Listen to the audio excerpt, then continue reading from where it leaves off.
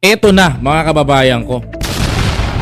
Payag ba kayo na manumpa si Duterte bilang mayor ng Davao City? Hindi umano maaaring magtrabahong alkalde ng Davao City si dating Pangulong Rodrigo Duterte habang nakadetain sa The Hague. Papasahurin pa ng taong bayan yan. Hindi pala pwede magtrabaho ng ganyan eh. Anong gagawin yan? Sasahod ba yan, mga kababayan?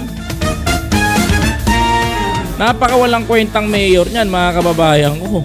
Ayon po yan kay DILG Secretary John Vic Remulla, inaalam din kung papayag ang International Criminal Court na manumpa sa tungkulin ang dating Pangulo sa loob ng detention center. Ayan, pinagtatalunan na ngayon yan kung paano manunumpa tong matanda na to. Alam mo, walang kwentang mayor to pag nagkataon. Minonarchy na nila yung Davao. Napapansin nyo, mga kababayan ko, what happened to Davao, mga kababayan ko? Tingin nyo, puro pamilya na nila nakaupo.